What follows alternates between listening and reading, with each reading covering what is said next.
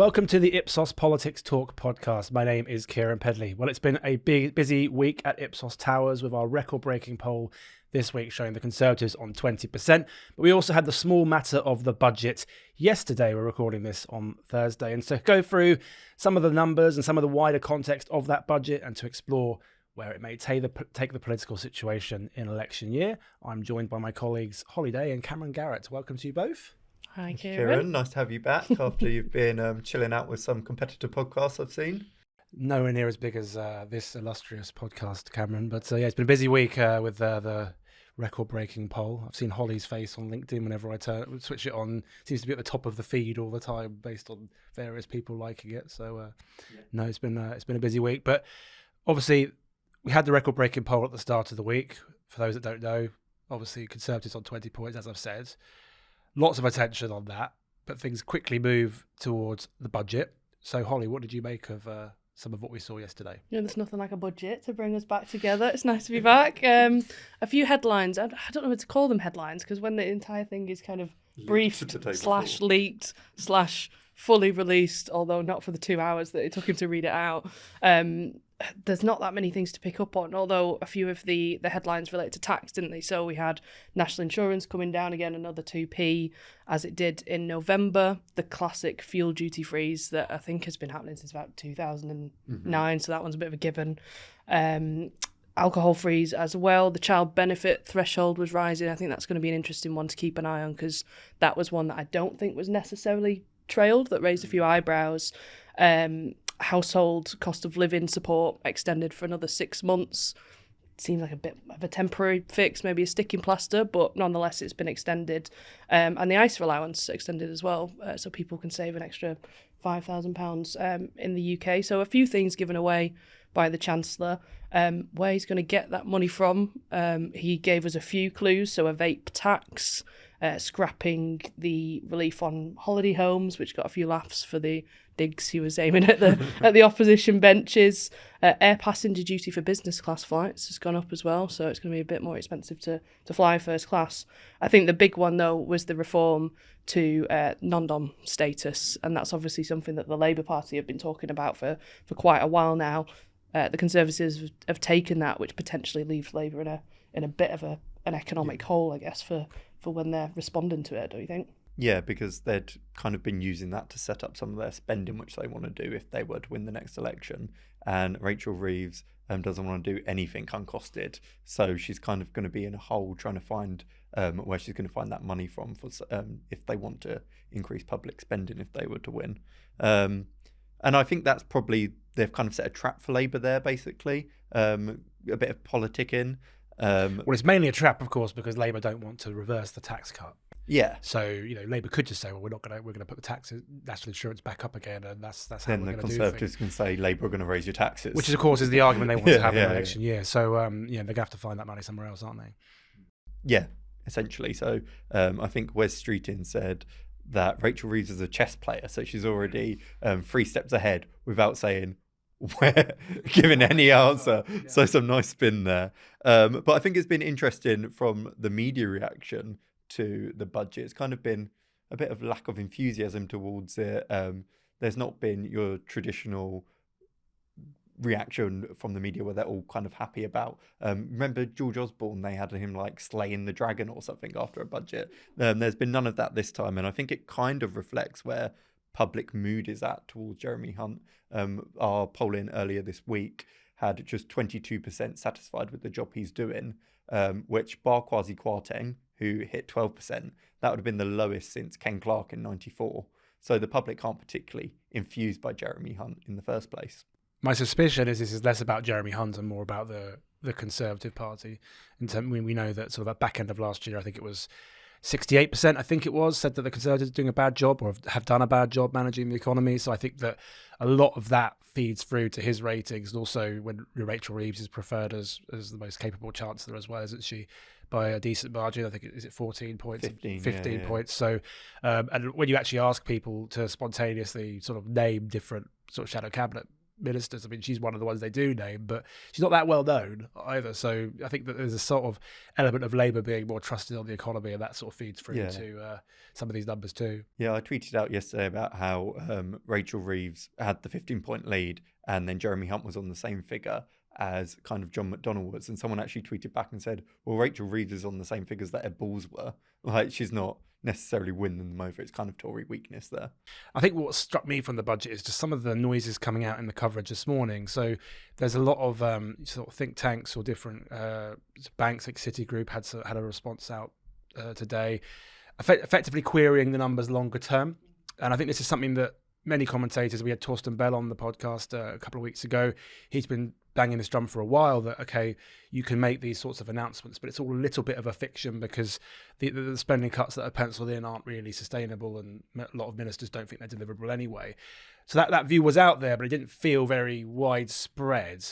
Whereas now you're seeing sort of news bulletins leading with a lot of those questions about, okay, fine, these tax changes have been made, but actually is the long-term picture of the economy or how the economy is going to be run deliverable? And I think it's going to be interesting over the next couple of days to see if that persists, because that's a real problem for the Conservatives. There's not a lot of faith in them at the moment. Like, all joking aside, there's not a lot of goodwill or trust around the Conservatives' plans. So if there's this idea that the Conservatives want to have an argument about tax and who's going to keep your taxes the lowest and feed that into the cost of living, but if the wider perception is, well, your general plans aren't working anyway and don't work, then that might undermine a lot of those arguments. But I mean, Holly, what do you think? Yeah, it's interesting you mentioned some of the reaction this morning, and I saw the Resolution Foundation tweet out that since 2010, the UK has had the weakest GDP per capita, the lowest wage growth, and among the highest unemployment since World War II. So as you said, now people have got the longer term numbers and they're actually digging into them. Yes, tax cuts, might get some news headlines, and they're talking about the money that might be in people's pockets. But if you look over the period of not just the last Parliament, but we're talking about since World War II in a lot of the coverage I've seen, it's not a great long-term trend to have a headline of as a reaction to your budget. I mean, taxes are rising less slowly than they were. He's bringing them down, but they're still rising and are going to continue to do so until 2028. This is the first time since World War II that at the end of a parliament, households in real terms are going to be poorer than they were at the previous election. So if you're asking voters to make a choice based on how they feel and if they feel like they're better off, which I think is the argument that we're seeing the Labour Party make in reaction to the tax cuts, given they're the ones that are potentially, if they weren't going to have to deal with it afterwards. The coverage today compared to yesterday with those kind of snap announcements has not been quite as favourable. And we see from the public when we talk to them about tax, I mean, it's not something that people tend to think about on a day-to-day basis, but when we ask them the types of taxes that they want cut, national insurance isn't particularly high on the list. It's things like income tax up to a certain threshold. It's things like council tax, which increasingly has become more important to people because they see that on the bills on a monthly basis. It's going up. It's going to continue to go up. Local government are struggling with funding, so they're probably going to have to put it up again. And it's those sorts of taxes, as well as things like interest rates when people are thinking about having to repay their mortgages or going on to new rates, that I think the public reactions that I saw yesterday, those were the things that they were like, hang on a minute, where are the announcements on those? Where's the good news on those sorts of things? I think national insurance is probably quite a tricky tax for people to get their heads around. I mean, everyone knows they pay it. I mean, most people, I suspect, pay it through PAYE, and it sort of comes out of your pay at the end of the month or whatever. But I think whereas income tax, there's a sort of general understanding of the different thresholds for different amounts of earnings and so on. National insurance seems arguably a bit more cryptic. I think the council tax point is a very important point because you can run on tax cuts, but ultimately, if you're seeing your council tax bill go up 5% every year, then it's a difficult one. But let's talk a bit more about tax in detail and some of our polling this week, because I think, Cameron, our polling suggested that when you present people with a binary choice, and arguably it's not a binary choice, but between more money for public services and increased taxes that you personally pay versus essentially the reverse, so less money taken in tax but less money for public services. Public seem a bit split, don't they, in our numbers? Yeah, public opinion is around a third for each, basically saying, whether they want increased spending on public services or reduction in taxes. And actually, when we ask people what's going to decide your vote at the next election. What is coming out at top is the NHS, basically. People bringing up public services, and we're seeing that rise in our issues index as well. So for all of talking about tax cuts and whether that's going to win them the next election, there maybe is not enough talking about how their plan for public services and what's going to happen there, because the public have really noticed it. They just think the country's in a bad state, and public services in general are. Yeah, so I wrote a piece for the Evening Standard this week, and it was essentially off the back of Rishi Sunak's statement on the steps of Downing Street on Friday, talking about extremism and threats to MP safety, which of course are very important topics. No one would dispute that. But I think there was a lot of response to that, and some commentators suggesting this could be a quote unquote Gaza election and things like that. And the premise of my piece really wasn't to sort of say those things aren't important, because they are, but just that I think it's the bread and butter issues of the cost of living and public services that are why the Conservatives are where they are, for a start. And also I think it's going to be the party that has a solution to those sorts of issues that looks set to benefit at the next election. Of course, Labour's more trusted on both of those issues. I think I'm probably more sympathetic than most on the Conservatives going big on tax cuts, just because it's the one tangible lever they can pull. And now we could talk about the overall tax burden, and rightly so. That's probably the biggest problem they've got, for the reasons we've stressed. If council tax is going up, if your threshold is being frozen, fiscal drag means you pay more tax anyway, and all this sort of stuff. But they can't pull a lever that overnight turns the immigration policy into one their supporters want. They can't pull a lever that overnight sort of cuts waiting lists to the NHS in half or something. What they can do is cut taxes and have an argument with Labour about spending. And my suspicion is it might be that there's nothing the Conservatives can do, and that idea that it's time for change has just set in, and we see that 69% say it's time for change. It might just be that that's just the way it is. But I think that having an argument about spending and tax probably feels like the way they could grind a 20-point lead down into something closer to double digits. I think cutting national insurance again allows them to tell a bit of a story, like in the autumn statement, cut by 2p, another 2p. Look, we're making progress. Stick with us. Don't go back. And maybe Jeremy Hunt's already been talking about post-election, like we're scrap national insurance and quickly reversed. We rolled back a bit on that this morning. So it would take a really, really long time. Yeah, but that means when you have a manifesto that says X, Y, and Z on tax, you can point to that. Yeah, policy. exactly. You do. Whereas obviously Labour's strength is on the, as I've said, they're 20-point leads or thereabouts on the cost of living and public services. So they're going to want to talk about those things because they're fertile ground alongside that time for change discussion. But again, it's about, building credibility for that. I thought it was really interesting in our polling, I think it was this week, that 4 in 10 think taxes are going to go up regardless of who wins the next election. But actually, when you ask who's going to put more money into public services, people overwhelmingly think Labour are more likely than the Conservatives. So I'm not quite sure where they think that extra tax the Conservatives are going to bring in is going, but I mean that does show a real problem for the Conservatives. Let's look forward a bit, because ultimately it is election year. To me, this budget felt as significant for setting the table for some of those arguments that are going to happen as the measures in it itself.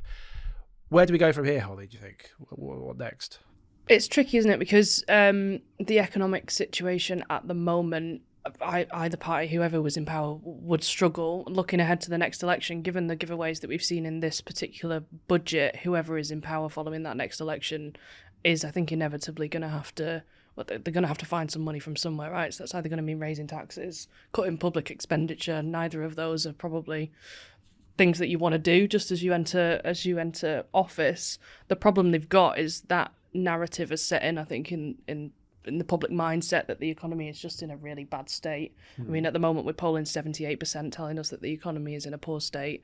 That is quite a high number. I feel like a lot of the numbers we talk about in these podcasts in the past year have all been record-breaking numbers. I always say, though, and it's like a cliche that I always come back to, but if you go out on sort of an average high street and you stop 8 out of 10 people and they all agree on something in this country, it just tells you the strength of feeling.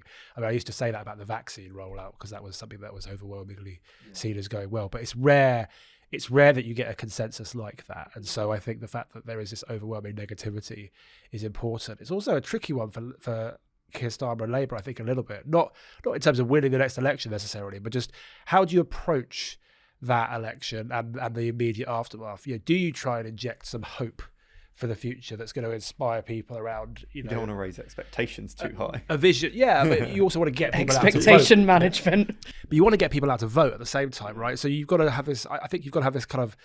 I mean, Barack Obama was a generational politician, of course, but like he had this good knack in 2008 of being able to hammer the sort of the Republicans and George W. Bush. Obviously, John McCain was his opponent, but and say, oh, this is why they're terrible. But actually, we can change things. There is hope for the future, and sort of getting that balance right. And I think that I would suggest that's a challenge for Labour in this election. You want to play on that negative mood to get to win the election, but I think you also want to build some sort of popular support around you and your agenda, because otherwise it's easy to see how Labour can become really, really unpopular in office really, really quickly. They need to deliver. And like I know, win the argument in front of you, of course, and they'll just want to win the election first and foremost, and that sort of thing. But you can imagine very easily how they'll be battered from left and right if they don't sort of build some sort of support for an actual agenda. Well, at the moment, when you ask the public who they blame for the situation that we're in, they give responses like COVID, like Brexit, like Ukraine.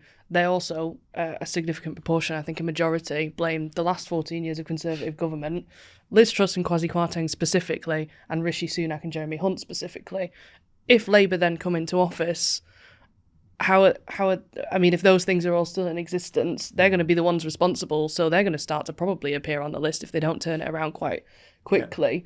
They're obviously significantly ahead in the polls at the minute, as you said at the start, Keiran, in our latest political monitor by 27 points. But the closer it gets to an election, the more they're going to have to come up with a tangible plan and explain how they're going to fund public services if they're telling us they're going to fund it. We spoke about at the start that they've lost the option of the non-dom reform, given the Conservatives have taken that away from them. So their strategy in the coming month is going to be really interesting to see where Rachel Reeves goes. As you said, she's been quite strict on telling other shadow cabinet ministers what they can and can't say in terms of where the money's going to come from. So until we get to that point, it's kind of tricky to call how the public are going to receive it, because I'm not really sure where she's going to find the money, what the messages are going to be, because you want to inspire people and not just kind of coast along because the other guys aren't doing that well. Let's not over-exaggerate it. I always say, like, our poll showed Labour 27 points ahead, right? So you should over-stress some of the challenges that they face in that context. But yeah, I mean, at the same time, you still got to, like I say, win that popular support for an agenda that you have, and then try and build to that sort of manifesto phase. But Cameron, what do you think about some of these? Yeah, I think the ball is kind of with Rachel Reeves, as we've been saying. I look forward to seeing what she comes up with and polling it. And also, if Labour are to win the next election, we always should say if even now, you could spend a long time blaming your predecessor. That's the first rule of politics. George Osborne and David Cameron would talk about Labour crashing the car, or what was it, not fixing the roof while the sun was shining and stuff. The note left with no money is still a thing, isn't it? Yeah, all that sort of stuff. And it's interesting how the mood is, where we're polling around New Labour, the mood has changed against them. Now they're kind of starting to be more, the public are starting to be more positive about figures from that era, which is quite interesting, I think. Well, that's all we've got time for this week's Ipsos Politics Talk podcast. Big thanks to Cameron, Garrett and Holly.day for joining me as ever. It feels like a very, very busy week for us here in Ipsos Towers, but do stay tuned for more podcasts with external guests and us, our good selves, in the coming weeks.